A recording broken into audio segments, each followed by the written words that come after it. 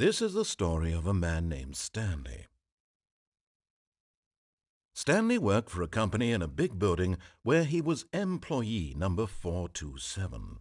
Employee number 427's job was simple. He sat at his desk in room. All of his co-workers were gone. What could it mean? Stanley decided to go to the meeting room. Perhaps he had simply missed a memo. No matter how hard Stanley looked, he couldn't find a trace of his co-workers.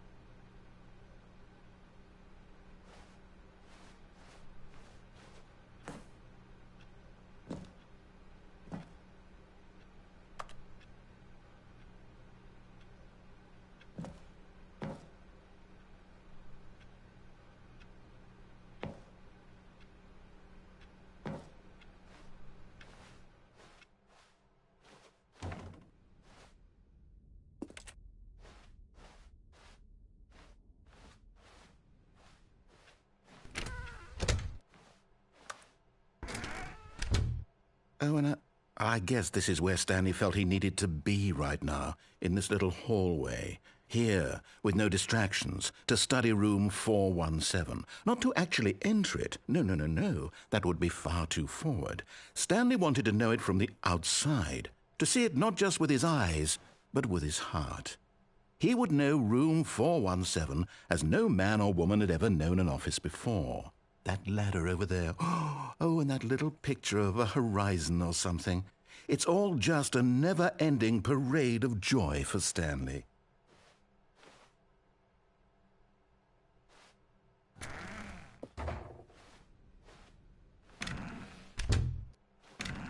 Ah, no, apparently not.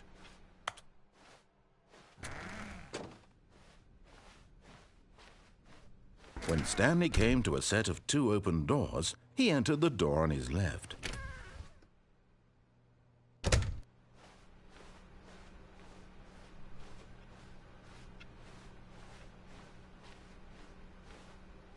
Yet there was not a single person here either. Feeling a wave of disbelief, Stanley decided to go up to his boss's office, hoping he might find an answer there. Stanley stepped into the broom closet, but there was nothing here, so he turned around and got back on track.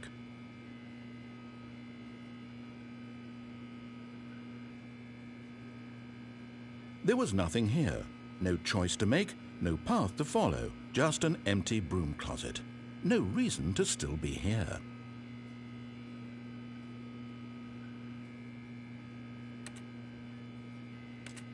It was baffling that Stanley was still just sitting in the broom closet. He wasn't even doing anything. At least if there was something to interact with, he'd be justified in some way. As it is, he's literally just standing there doing sweet FA.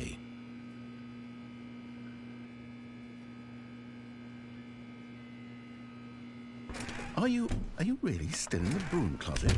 Standing around doing nothing? Why? Please offer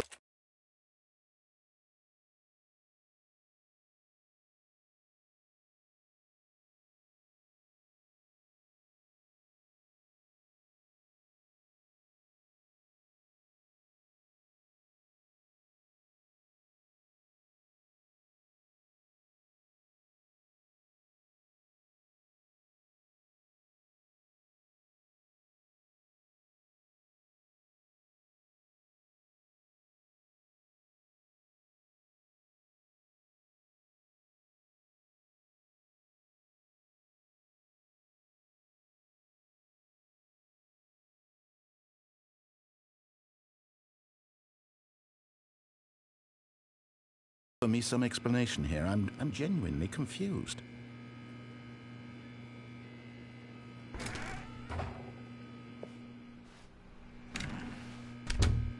You do realize there's no choice or anything in here, right?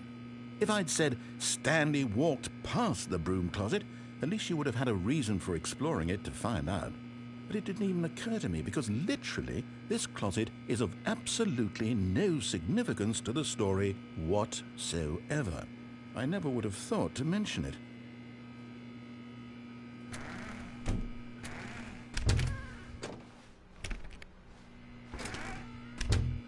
Maybe to you this is somehow its own branching path. Maybe when you go talk about this with your friend, you'll say, "Oh, did you get the broom closet ending? The broom closet ending was my favorite." I hope your friends find this concerning.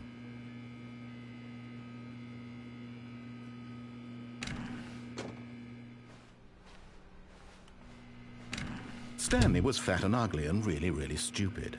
He probably only got the job because of a family connection. That's how stupid he is. That or with drug money. Also, Stanley is addicted to drugs and hookers.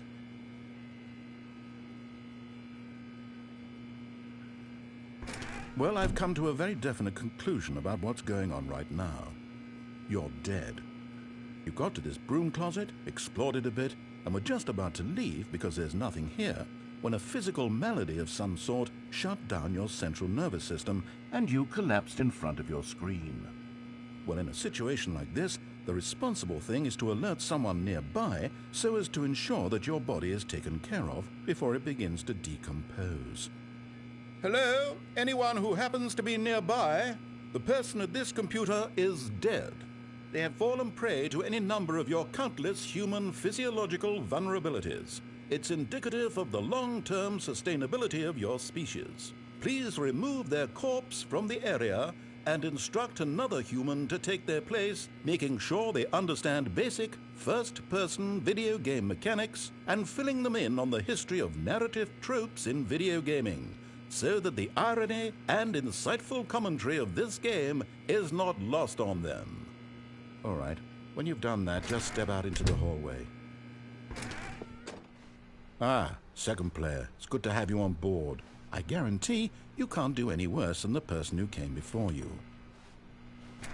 You too?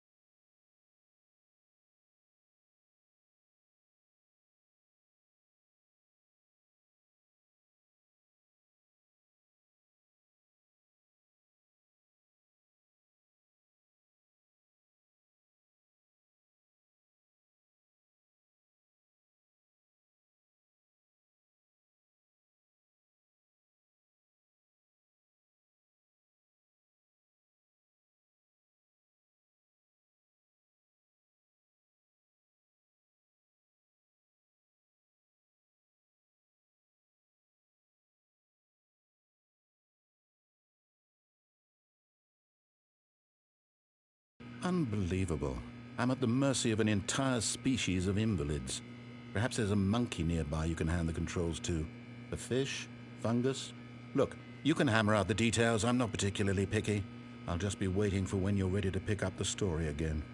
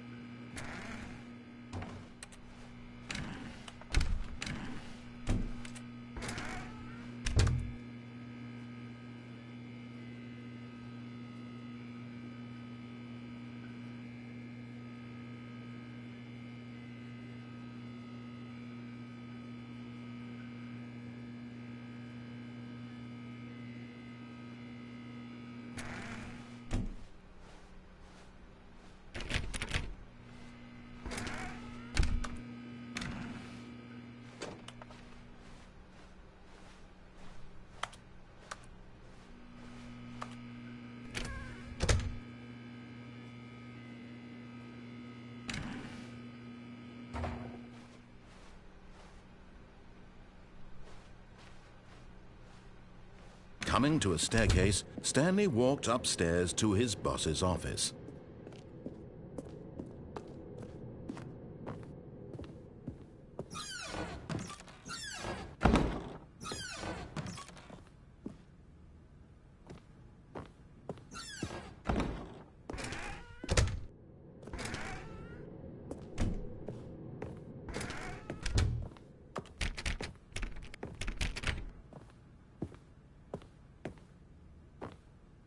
Stepping in.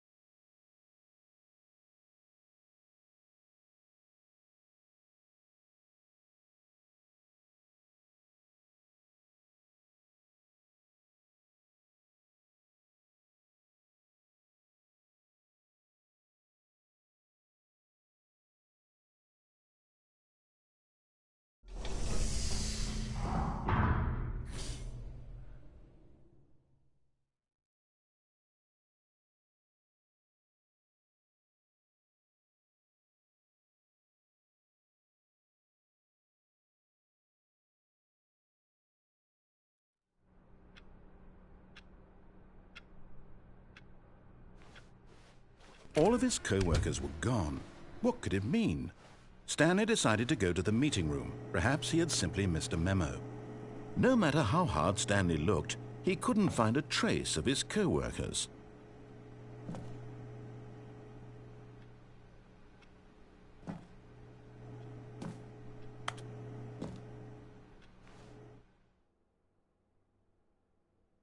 At first, Stanley assumed he'd broken the map, until he heard this narration and realized it was part of the game's design all along. He then praised the game for its insightful and witty commentary into the nature of video game structure and its examination of structural narrative tropes. So, now that you're here, what do you think? Isn't this a fun and unique place to be? Why don't we take a minute just to drink it all in?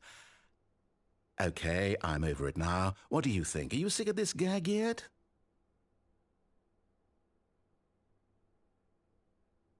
Well, I don't know how to say this politely, but you could literally just restart.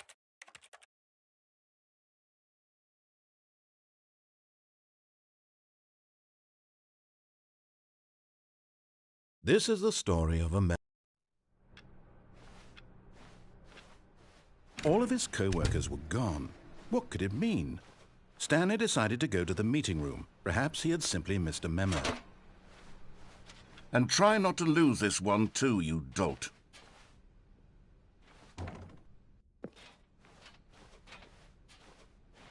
Stanley clutched the bucket tightly to his chest and entered the door on his left.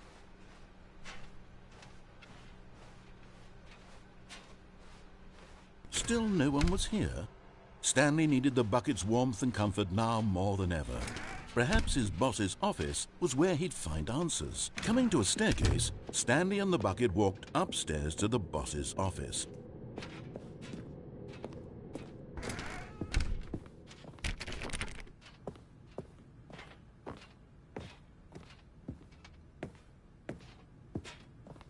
Stepping in.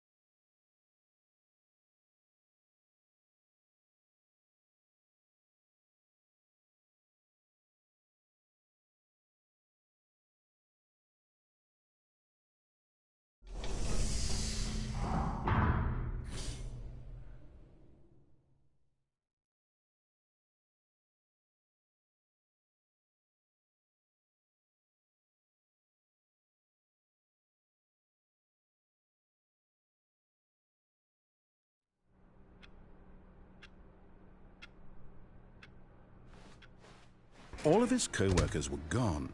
What could it mean? Stanley decided to go to the meeting room. Perhaps he had simply missed a memo.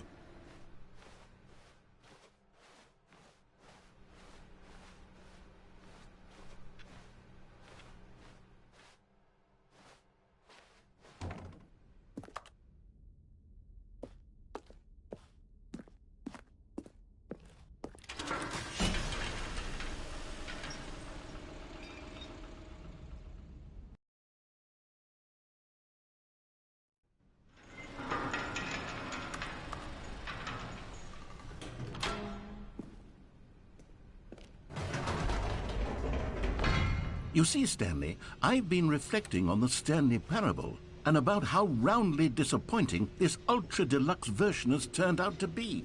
The original Stanley parable was a landmark, and any new content for it should live up to that legacy. So forget this ultra-deluxe nonsense. I say we take it one step even further. Which is why I'm very proud to announce for the first time ever, the Stanley Parable 2.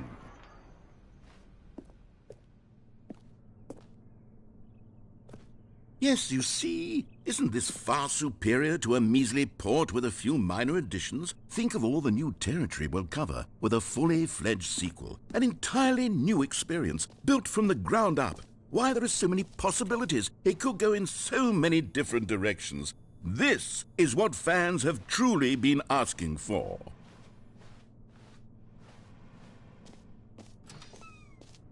Calling it the Stanley Parable 2 is just so much catchier than Ultra Deluxe, don't you think? Ultra Deluxe? What does it even mean? But the Stanley Parable 2, now that's an artistic statement right there. It's future-oriented. It screams progress and innovation and long-term franchising potential. Now, to be clear, I haven't quite nailed down what exactly the Stanley Parable 2 is going to be, but let's take a look at some of the features I've been developing for it.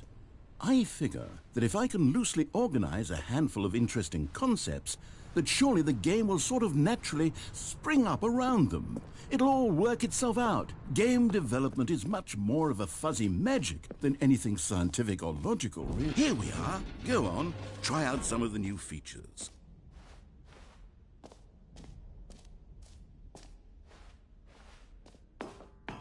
An epilogue would be fun, wouldn't it, Stanley? Yes, it will go at the end of the, well, we'll figure that out later.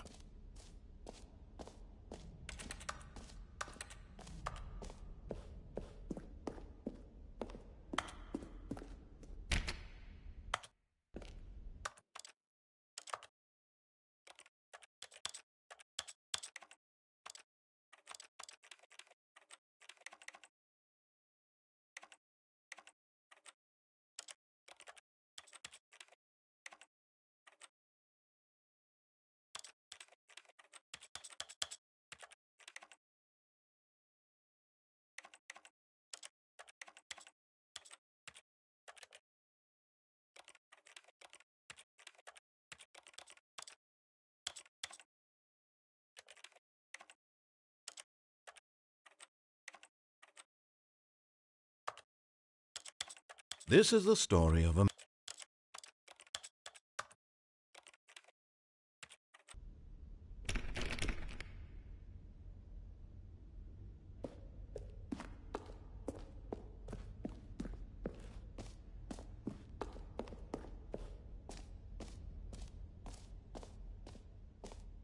Okay, I'll be honest, I haven't yet decided on this one.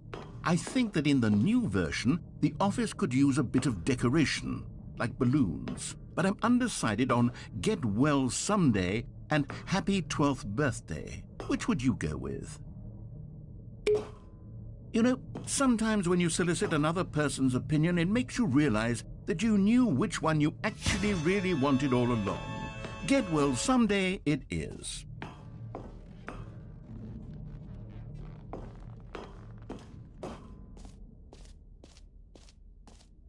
Or actually, maybe I should have gone with... No, I've made my decision. We're moving on. A common complaint of the Stanley Parable was that it was confusing and paradoxical. that it engendered a chaotic sense of recklessness.